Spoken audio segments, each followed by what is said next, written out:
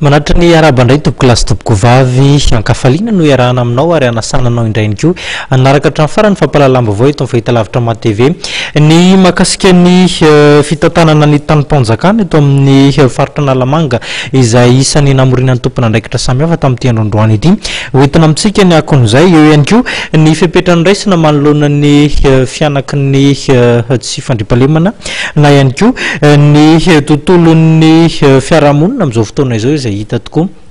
fa miasimba raha nitatitra azo avy any anivon'ny gendarmerie pirenena eny ny sehatra ny fitanterana dia nazahoana akony ihany koa ary dia hoentina aminao zany manoloana ny hetsika isan-karazana izay entina anakorontanana ny firenena entitra ny mpitandro ny filaminana ary nanambara fa tsy hitsitsy amin'izay trangan-javatra manotohina ny filaminam-bahoaka amin'izao fotoana izao nambarana izy ireo tamin'ny mpanao gazety androany moa fa misy andehan'olona nikasa anapoaka ny transformateur ny jirama eny akatso eny ary namafisina izy ireo ihany koa fa misy ny andehan'olona ikasa idina an-dalambe tamin'ireny fihetsiketsehana fitakiana nataon'ny mpianatra ireny dia nisy ny olona voakarama tafiditra tao anatiny ary saika napoaka ny transformateur ny jirama tao akatso voalohany sy faharoa ireo olona voakarama ireo mba hampatezitra ny mpianatra ka namafy izay fitakiana taon'izay izay no nivoatra nandritry ny fionana tamin'ny mpanao gazety nataon'ny mpitandro filaminana androany misy olona mity zay anahana fatokisana eo amin'ny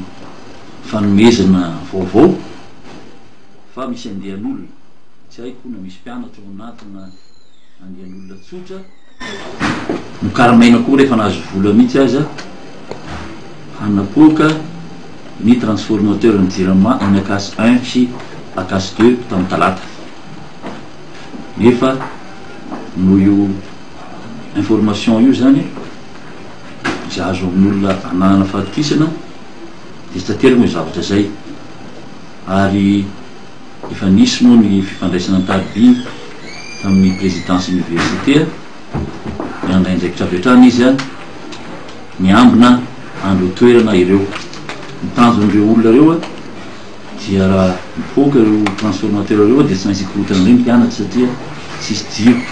zafa mianatra zavako mampiasa ny fitaovana ho aminy fitaovany ianarana ny ordinateur zany ka hosaka no zavatra zay ireo olona reo dia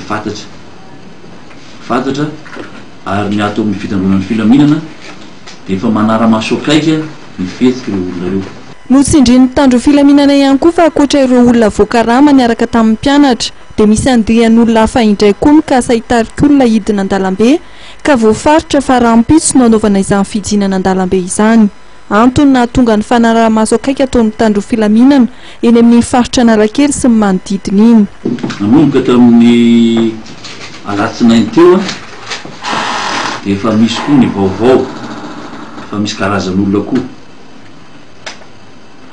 hitarika fihetsiketseham-bahoaka eto Antananarivo eny Analakely moa no voalaza tamin'ity herinandro ity ny tena daty voatelo dia hoe Rapitso Azoma zay ny antony midiny andraisan'ny fipetra manompony mba tamin'ny larobia raha natsikatra ianareo fa dia na raha maso tanteraka iny Analakely iny napetraka eny ny eleman'ny hémorrague ny patrouille atao eny ambony tômôbila ao koa ny mpitandro filometrrehetra izay miara-miasa io zany dia afatotra ihany koa ny olona mikenokenina an'io zavatra io eto zay dia mbola mamelona hatrany ao anatin'ny fitondrana voafito ao anatin'ny demokrasia tsika ary ao anatin'ny fitondrana zay andrimatoa filohan'ny repoblika dia manafatrafatra hatrany fa tany-tandalany Madagasikara ary ao anatin'ny demokrasia dia manarana izay tany-tandalana zay tany-tandalana dia milaza fa ny fihetsiketsehana an-dalambe na famorian'olona kalamanjana dia tsy azo atao mihitsy raha tsy misy fahazoan-dalana avy manam-pahefana mahefa ary izao Antananarivo moa zany dia ny préfet de police koa izay ataon'ny fitandronan'ny filaminana dia mpitota zany zay tarininy lehibe ny moregy Nalamanga dia tsy anaiky velively an'izany fiaropeko zany raha raha fa tsisy ny fanomezan-dalana dia tsy maintsy sakanana ary tsy maintsy ravana. No mafisy ny mpitandro filaminana indray teto fa ilaina ny fahazon-dalana amin'ny fanaovana hetsika an-dalambe ary tsy itsitsy ny mpitandro filaminana amin'ny fanaovana izay hetsika tsy ahazon-dalana izay.